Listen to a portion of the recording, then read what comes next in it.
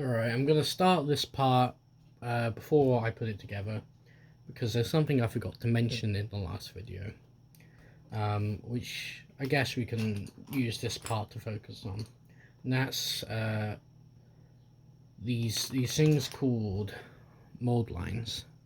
Now, as I was saying, this is two parts of a mold that get injected with plastic, and where those molds meet, they have a line.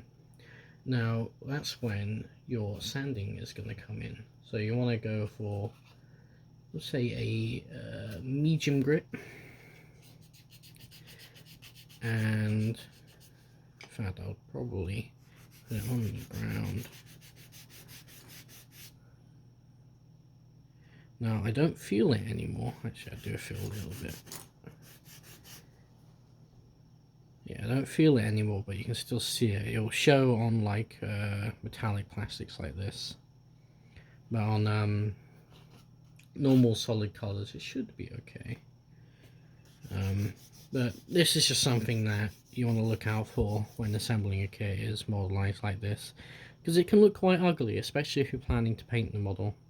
You want to get rid of these, and this is really smooth now, and I'll just keep working and putting it together, and I'll show you some tips on like putting decals on and all of that.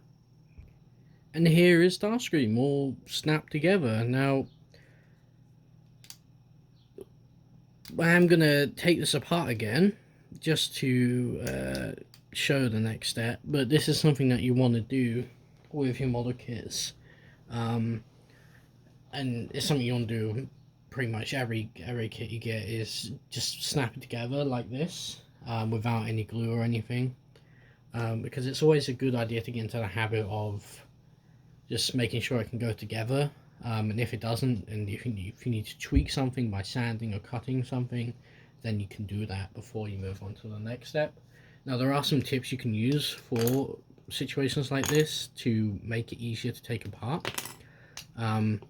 You can look at the nubs here, or these poles, should I say, and you want to very carefully just cut off a little bit like that. You're basically shortening it, and you're making it have less plastic to work through, so you can take it off easier. But you want to be very careful with that, because if you cut off too much, you can't put more on. So you can always cut off more, but you can never add more. Now we're going to panel line. Now this is something I've alluded to previously, and we're going to use a few different things, show you a few different options that you've got, and hopefully you will find something that will work well for you. Let's start off with this stuff, the panel line accent color. Now this is something that you want to shake up. I put some ball bearings in there to help agitate it. And this is basically a liquid, basically like a paint that's been very thinned down, so that it will run through these grooves.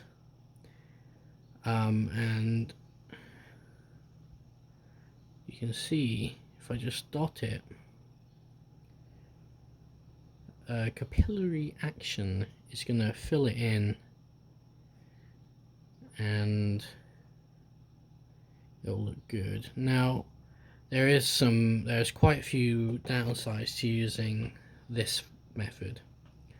The main one is it can weaken your plastic, because it has quite a bit of thinners in there, which, if you haven't got the best, shall we say, blended mixture of chemicals that made your plastic, it's not going to be the most solid, and it's going to have these micro fractures in there, and this stuff will get into those micro fractures and make them expand and cause your pieces to basically crumble.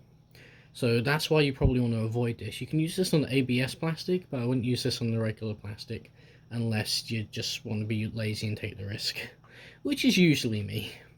But this plastic actually seems to be like ABS. It's quite solid and thick, and it doesn't feel like it's gonna crumble. But this is, I got this plastic metallic swirl in there, and that could actually cause this to crumble with this method, so I need to be very careful with this stuff. So that's the first method, and that's a very easy method.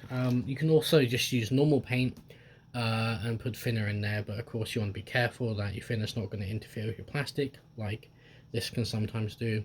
I'd recommend either like oil or acrylic, and acrylic you can thin down with water. So that's just probably the best way.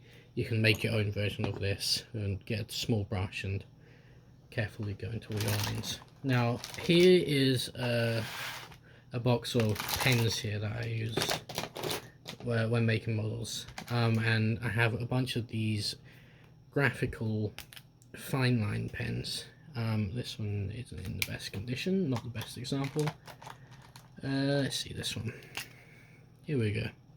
They're very, very thin pens that you can just run along these lines.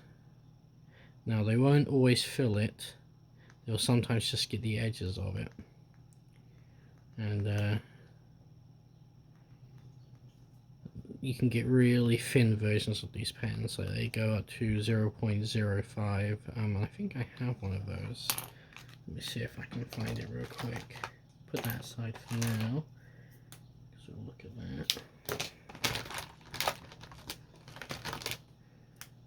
Let's see.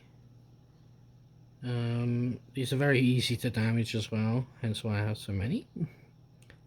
They do sometimes have replacement nibs, but those can be a little hard to replace as well. But as you can see, it's getting the same effect, and it's highlighting all of those panels there and making them stand out.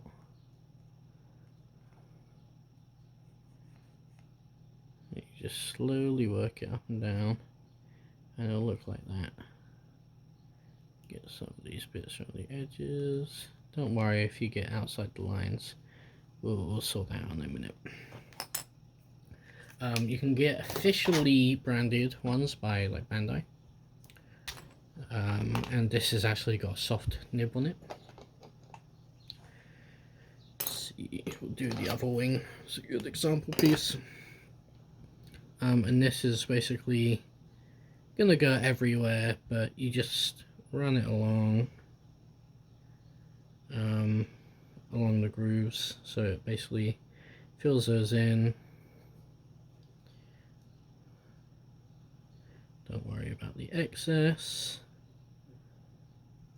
and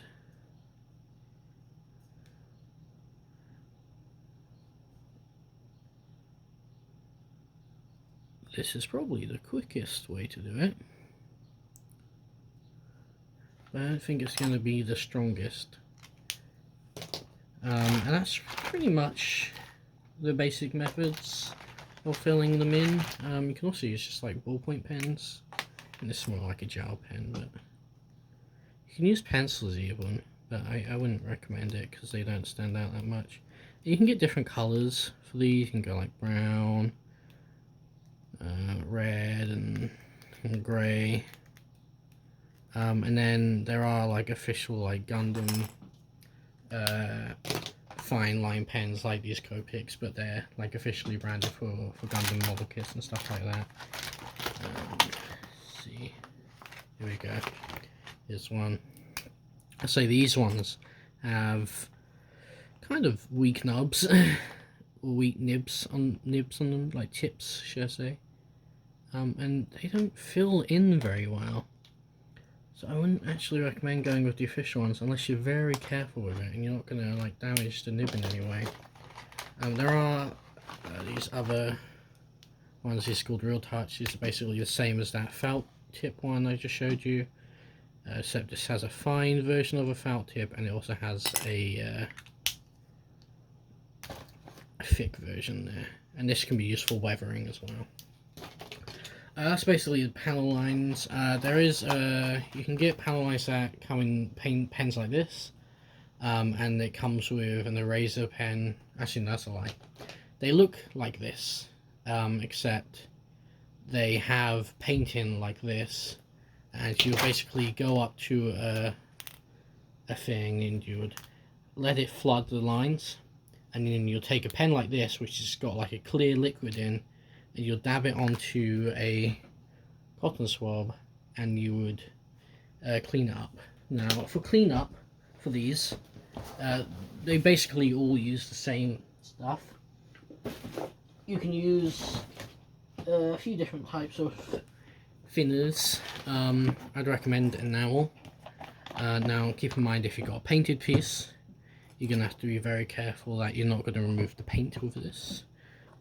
So if you're panel lining over a painted piece, you probably want to use a clear coat to protect the paint underneath, and that clear coat would be made of a lacquer paint, which enamel won't affect.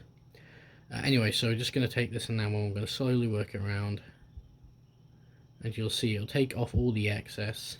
Now on the felt tip ones, it can actually sometimes take off the inside, so you have to be very careful with it, and you have to go very lightly over it.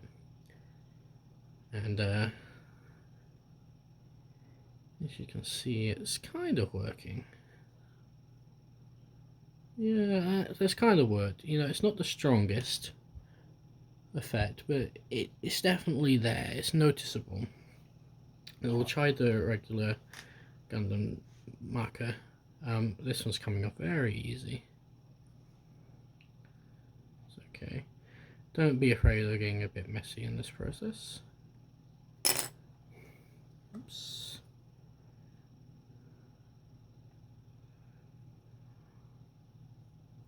Now for the felt tipped versions, you can actually use an eraser to get rid of this.